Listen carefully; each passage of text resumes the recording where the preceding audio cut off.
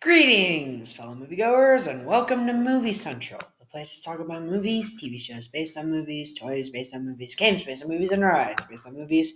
I'm your host, Mr. CCS, and this is my pet gorilla, George. Let's talk about the icon that is Monsters, Inc. Released all the way back in the fall of 2001, Monsters, Inc. was a movie that did extremely well, both critically and financially, and it was rumored that for a long time a sequel was going to be made. Enter Circle 7, a contingency plan made by Disney and had Pixar not renewed their deal. This new animated company would have included a sequel to Monsters, Inc., titled Monsters, Inc. Lost in Scaradise, showcasing Mike and Sully lost in the human world in an attempt to find Boo after she moved away. This film, however, would be scrapped entirely in 2005 along with the rest of Circle 7 when Disney officially renewed their contract with Pixar. This didn't stop a sequel for Monsters Inc. to be developed, but it came out a whopping 11 and a half years later, and it wasn't even a sequel. It was, in fact, a prequel, set when Mike and Sully were in college. While some people weren't too pleased with this new movie, it did make over $700 million at the box office. But is it any good? I think it's time for us to find out today. This is Monsters University. Ever since he was a kid monster, Mike Wazowski, voiced again by Billy Crystal, has dreamed of becoming a scarer. To make his dream a reality, he enrolls at Monsters University.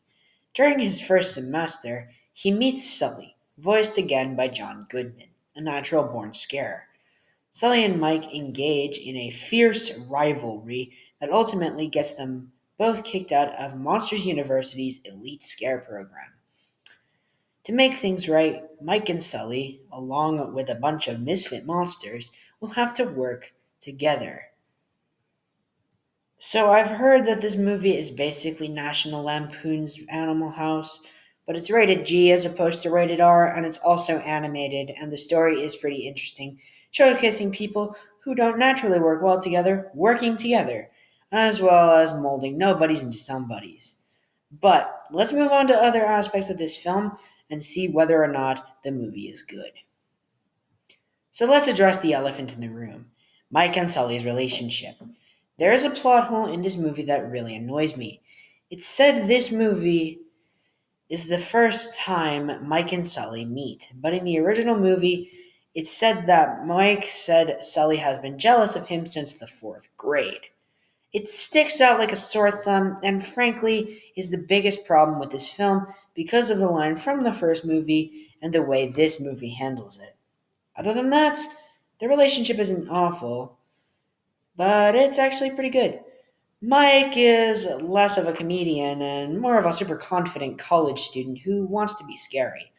As for Sully, he's less of the intelligent, sad, fatherly figure and more of a laid back bully, but at least until the third act. He thinks you don't need to study scaring and you just do it, which doesn't make sense to his characterization from the first movie, but again, prequel set up characters now continue their arcs. Now we have the House of Uzma Kappa, with Don Carlton, Terry with a Y and Terry with an I, a dance major and one that isn't, by the way, Art and Scott Squishy Squibbles. These characters are pretty fun to watch, and they do offer some great comedy. The Terrys are voiced by Sean Hayes, and they offer the misdirection joke, which I always find funny. Don is voiced by Joel Murray, and the funniest joke he has to offer is the one where he talks about his tentacles being louder when sweatier. Art acts like a hippie, and Charlie Day gives a very funny performance in that regard. And Squishy, who is voiced by Peter Sohn, who also voices Emil in Ratatouille, is always insecure, and his mother, voiced by Julia Sweeney, always embarrasses him. So yeah, these characters are great, and are always ones that can make you laugh. Now we move on to some side characters. Professor Knight, voiced by Alfred Molina, is really good, and I'd want to have him as a professor, as he's got energy and he can be supportive. Then we have Roar Omega Roar, which is led by Johnny Worthington, played deliciously by Nathan Fillion. I don't know why, but he always makes me feel really good inside for no particular reason. The other members, like Chad, voiced by Bobby Moynihan, and the rest of the gang are good, but not as good as Worthington. Then we had the return of Randall, or should I say Randy, who is still voiced by Steve Buscemi. This is his origin story, essentially, and shows why he hates Mike and Sully. And it's good. I'm not gonna lie, it could have been better. But all villains start somewhere. Speaking of villains, there isn't one. Yeah, not gonna beat around the bush here. The closest thing you have is Hardscrabble, who is more of an antagonist than full-on villain. She serves her purpose, but there's not much else afterwards. So, yeah, the characters are pretty good, but there are some minor problems and one big problem that keep them from being great. Let's talk about the animation. Well, it's really great. It takes the animation from the original film, and rather than make it 10 times cheaper, like the Disney Plus show Monsters at Work, they released last summer, it actually improves it quite a bit and makes it look crisp and even beautiful sometimes. The monsters look better than ever, and that's the biggest compliment I can give this movie. As for the music, Randy Newman returns for yet another memorable score. Not as jazzy and memorable as the original, but it's more of the upbeat college style. My favorite of the compositions is the Rise Up song, as it is the most memorable piece of music and very catchy. So, yeah, I enjoy Monsters University.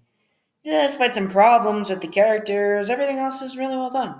Just not as good as the golden and beginning of the Silver Age of Pixar.